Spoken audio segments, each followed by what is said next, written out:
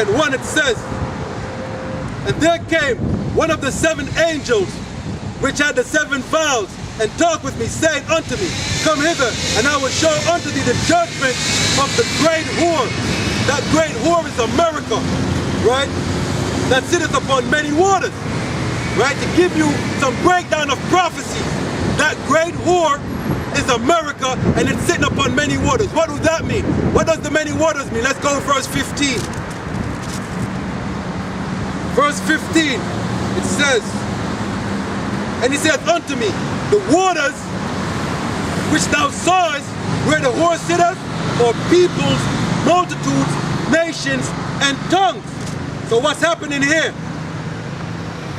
Come get some of this word, huh?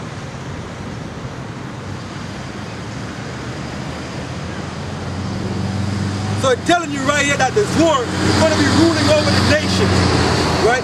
And America is ruling over the nations, right? America is the police of the world right now.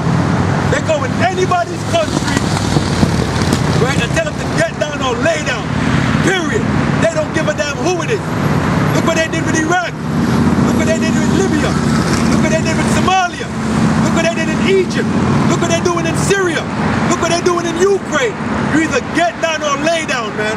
That's how they play. Why? Because they are in the power seat. Understand? But it shows that they are the whore that's ruling over nations and kingdoms and tongues.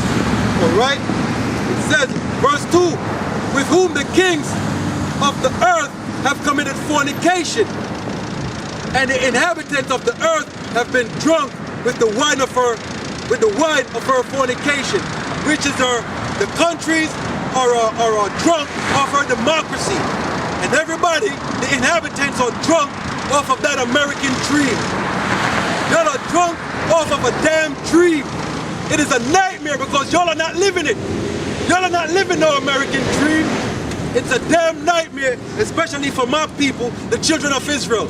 It's been a nightmare for us since we came over here on them slave ships. You understand? It's going to be a nightmare for us until we are delivered by the one you ignorantly call Jesus Christ, which is Yahweh Shai Mashiach. Right? It says, verse 3, so he carried me away in the spirit into the wilderness. And I saw the woman, again that woman is America, sit upon a scarlet-colored beast. That scarlet-colored beast is the nation of Edom, right? Because that's where, when you read Revelation, the 13th chapter, that beast, that scarlet-colored beast with 7 heads and 10 horns, right? America, right, is one of those heads, right, that came up, right? America is ruled by the Edomites, right? That's why it's on that scarlet-colored beast. The scarlet-colored beast is the nation of Edom in a whole, which is the so-called white man, right? He's the nation, his biblical nationality is an Edomite, right? Upon a scarlet-colored beast, full of the names of blasphemy, having 7 heads and 10 horns, exactly. It's going back to the beast with 7 heads and 10 horns, right? And America is on top of it, right? Verse 4, and the woman was arrayed in purple and scarlet color, meaning in rulership, right? And I said America rule every country, man. They go in your country with their military might, tell you you go along with their program, or they want to beat it into you, one or the other, you choose, all right? And decked with gold and precious stones and pearls, having a golden cup in her hand, full of abominations and filthiness of her fornication, which is the homosexuality, right?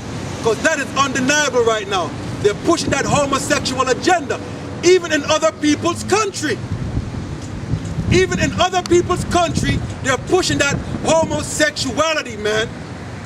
That is crazy. You understand? And the people in the other countries don't want it. They're fighting against it, but then America come in with that military might, and they have to get down or go along with the program. You understand?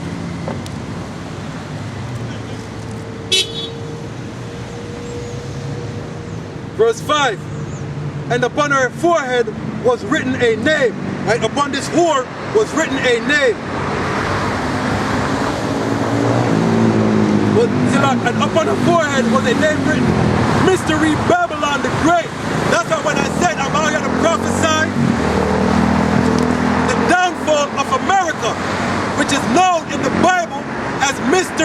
Babylon the Great.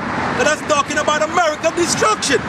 Alright? And America will be destroyed in the Third World Nuclear War. That's prophesied in the Bible. Right? Mystery Babylon the Great, the mother of harlots and abominations of the earth. And I saw the woman drunken with the blood of the saints. Exactly. Who are the saints? The children of Israel. Right? And they butchered us. Right? Don't forget about the lynching that took place here. Right? With the Native Americans who are also Israelites. Right? With the Northern Kingdom who are also Israelites. And the Southern Kingdom who are also Israelites. Which are Judah, Benjamin, Levi. Right? And I saw the woman drunken with the blood of the saints, with the blood of the martyrs of Yahweh Shai. And that is to come as well. Right? When you read Revelations 20 and 4, John the Revelator saw the servants of the Lord with their head beheaded. Right? For what? For doing what I'm doing right now. For doing exactly what I'm doing right now. Right? John the Revelator saw the servants of the Lord with their heads beheaded. Alright? And for not taking the horrified teaching. Alright? For rejecting this. We are going to resist this. You understand? To hell with the microchip. You understand? We are going to resist it even unto death. You understand? Lord willing, He put the strength on brothers to resist even unto death. Alright? It says, and when I saw her, I wondered with great admiration. And the angel said unto me, wherefore didst thou marvel? Like, why are you marveling at this whore? Because the woman is the actual whore. Right? And the angel said unto me, wherefore didst thou marvel? And I tell thee the mystery of the woman and the beast that carrieth her, which had 7 heads and 10 horns. Right? It says, the beast that thou sawest was and is not. The beast is Rome. Right? Rome fell and is not. Right? Ancient Rome fell. Ancient Rome ain't here anymore. Understand? And shall ascend out of the bottomless pit. And ancient Rome is going to rise up again out of the bottomless pit. Right? Which is out of the Caucasus Mountain of South Georgia, Russia. Because at the end of the day, right, America is the modern day Rome. Right? America is the modern day Roman Empire. That's why they teach you Roman numerals. Look at the White House, right? Look at the arenas, the sporting arenas, so forth. It's just like the Colosseums. The same thing that was taking place in Rome is the same thing taking place here, right? And how did Rome fall? You understand? The Roman economy went shot and their military was spread thin, right? Look at America. America economy is shot and the military spread thin, right? So just as ancient Rome, so will America be, because America is ancient Rome reincarnated, per se, right? It says, and the beast that thou sawest was and is not, which is ancient Rome. Ancient Rome was existing and ancient Rome fell, right? And shall ascend out of the bottomless pit.